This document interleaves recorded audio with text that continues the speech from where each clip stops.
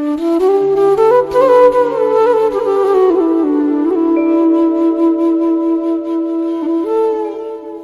वालेकुम, मैं रिफत खुर्शीद गपशप विद रिफत के प्लेटफॉर्म से आपके साथ हूँ। हम हमेशा से सुनते आए हैं कि जन, ज़र और ज़मीन फसाद की जड़ हैं, जिसके पीछे बहुत सारी ज़िंदगियाँ बर्बाद हो जाती हैं।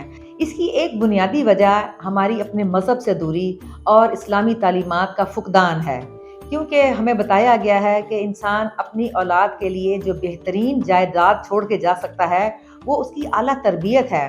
तो उसके भी असूल बताए गए हैं जिनके ऊपर अमल करके हम अपनी ज़िंदगियों को बेहतरीन कर सकते हैं, लेकिन ऐसा ना करने से तबाही बर्बादी के अलावा और कुछ नहीं रहता। ऐसा ही वाकया आज मैं आपके साथ शेयर करूंगी, जहां दो खानदान इस दौलत और जायदाद की प्रॉपर तकसीम ना होने की भेंट चढ़कर आज तक जहन्नुम की भट्टी में झुलस रहे हैं।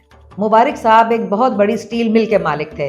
मुबारक साहब को अल्लाह ताला ने 2 बेटे और 2 बेटियों से नवाज रखा था। मुबारक साहब के दोनों बेटे बाप के साथ दिन रात मेहनत करते। आहिस्ता आहिस्ता मुबारक साहब ने अपने 4 बच्चों की शादियां की और एक दिन अचानक एक जानलेवा मर्ज में मुब्तला होकर वो अपने खालिक हकीकी से जा मिले। बदकिस्मती से मुबारक साहब ने अपनी जायदाद के बारे में कोई प्रॉपर वसीयत ना की थी, जबकि इतने वसीओ अरीज कारोबार को संभालने के लिए दोनों भाई दिन रात मेहनत करते रहे। मुबारक साहब की वफात के बाद उनके बड़े बेटे मजीद ने फौरन कारोबार को टेक ओवर किया। छोटा भाई इरफान भी दिन रात अपने भाई के साथ मदद में मसरूफ रहा। मजीद साहब को अल्लाह ताला ने 3 बेटे और 1 बेटी से नवाजा। उनके छोटे भाई इरफान को अल्लाह ताला ने 1 बेटी और 2 बेटे अता किए। उन दोनों की बीवियों ने उस खानदान को एक जन्नत का रूप बना रखा था। वो दोनों खानदान इकट्ठे रहते। चूंकि दोनों खानदानों में बहुत अंडरस्टैंडिंग थी, इसलिए कुछ अरसा गुजरने के बाद मजीद साहब ने अपनी इकलौती बेटी की शादी अपने भाई के इकलौते बेटे से कर दी और यूं दोनों खानदानों में मोहब्बत और ज्यादा गहरी हो गई। कुछ अरसे के बाद उनकी बड़ी बहन को कैंसर ने आन लिया, जिसके लिए काफी ज्यादा पैसों की जरूरत थी। मजीद साहब ने अपनी बहन के इलाज के लिए भरपूर मदद की, लेकिन वो जायदाद में से उनका प्रॉपर हिस्सा देने से इनकारी थे। इसी बात पर उनकी छोटी बहन ने भी अपने भाई से बात की कि खुदारा बाप की जायदाद में सब बहन भाइयों को उनका हिस्सा अदा कर दिया जाए। मजीद साहब कहने लगे कि इस जायदाद पर किसी का हिस्सा नहीं, मैं हर एक की जरूरत पूरी करने की पूरी कोशिश करूंगा, लेकिन अगर कोई ये सोचे कि जायदाद की डिवीजन करके उनको उनका हिस्सा दे दिया जाएगा तो ऐसा नहीं होगा। इस बात पर दोनों बहनें अपने भाई से नाराज थीं और यूं आहिस्ता आहिस्ता वक्त गुजरता गया और दोनों भाई अपने औलाद की शादियों के फरीजों से फारिग हो गए। अल्लाह की करनी देखिए कि मजीद साहब का इकलौता दामाद, उसको रब ने 1 बेटी अता की जो कि पैदाशी तौर पर माजूर थी और 2 खूबसूरत बेटों से नवाजा। मजीद साहब के दामाद अफजाल ने अपना अलहदा कारोबार सेटल कर लिया था, जिसमें दिन दुगनी रात चुगनी तरक्की हो रही थी और अफजाल के दोनों बेटे भी ओ लेवल्स तक पहुंच गए कि उन्हीं दिनों कोरोना ने वार शुरू किए, जिसकी वजह से पूरी दुनिया का निजाम जिंदगी ही दरम भरम हो गया और यूं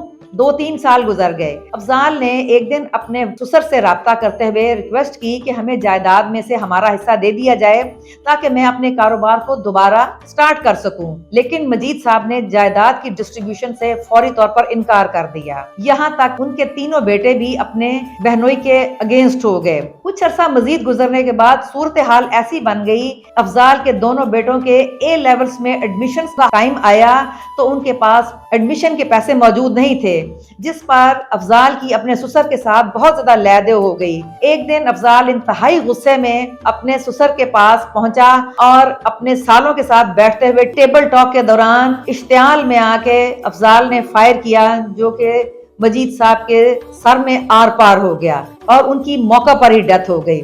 इसी दौरान गुत्थम गुत्था होते हुए अफजाल वहां से फरार हो गया। यूं ही अफजाल अपने घर पहुंचा और उसने जाकर अपने वालिदैन को सारी सूरत हाल से आगाह किया तो अफजाल की वालिदा ने कहा कि तुम्हें फौरी तौर पर अपने जुर्म का इकरार करना होगा, तुमने गलत किया है और हम तुम्हारा साथ नहीं देंगे। ऐसी सूरत हाल में अफजाल ने घर वालों के प्रेशर में आकर फौरन थाने में हाजिरी दी और गिरफ्तारी पेश कर दी। इसी दौरान उनकी बहन रोते बिधोते अपने बाप की मैयत पर पहुंची। जनाजा उठाने के बाद तीनों भाइयों ने अपनी बहन से कहा, आज के बाद तुम अपने ससुराल नहीं जाओगी, तुम्हें अपने खामन से खुला लेनी होगी, क्योंकि एक कातिल के साथ तुम नहीं रह सकती। जिस पर उनकी बहन ने बहुत आराम से उन्हें समझाया कि मैं जानती हूँ कि मेरे खामन ने गलत किया, लेकिन उसको यहाँ तक पहुँचाने में भी मेरे वालिदैन और आप सब लोगों का बराबर का हाथ है, लेकिन इसके बावजूद मैं तलाक नहीं लेना चाहती। मेरी जवान माजूर बच्ची है और मुझे अपनी माजूर बच्ची को संभालने के लिए अपने ससुराल वालों की बहुत ज्यादा सपोर्ट की जरूरत है। मेरी सास और ससुर मुझसे बेपनाह मोहब्बत करते हैं, मुझे किसी से कोई गिला नहीं, ये मेरा नसीब था। मेरी आप लोगों से रिक्वेस्ट है कि मेरे खामद को माफ कर दिया जाए। यही अगर जायदाद में से मेरा जायज हिस्सा मुझे टाइम पर दे दिया जाता तो ये सब आज ना होता। जिस पर गुस्से में आकर तीनों भाइयों ने अपनी बहन को बहुत बुरे तरीके से पीटा। उसके दोनों बेटे जब अपनी माँ को छुड़ाने के लिए आगे बढ़े तो मामुओं ने अपने भांजों को भी न छोड़ा और उन्हें मार मार कर जख्मी कर दिया। इस सारी सूरत हाल को देखते हुए जब माँ ने अपने बेटों को रोकने की कोशिश की तो बेटों ने माँ की परवाह भी ना की और माँ को भी बुरे तरीके से पीटा, यहाँ तक कि सब जख्मी हो गए और अपनी बहन को उसके बच्चों के साथ एक कमरे में लॉक कर दिया और अपनी माँ को एक दूसरे कमरे में लॉक कर दिया। बहरहाल अदालत में जब मुकदमा चला, उन तीनों भाइयों ने अपने बहनोई को फांसी की सजा दिलवाने की बहुत कोशिश की। बहरहाल उसे उम्र कैद की सजा सुनाई गई, जिस पर वो तीनों भाई आज भी तिलमिला रहे हैं। दूसरी तरफ वो रोज अपनी बहन को प्रेशराइज करते हैं कि तुम खुला के लिए अप्लाई करो।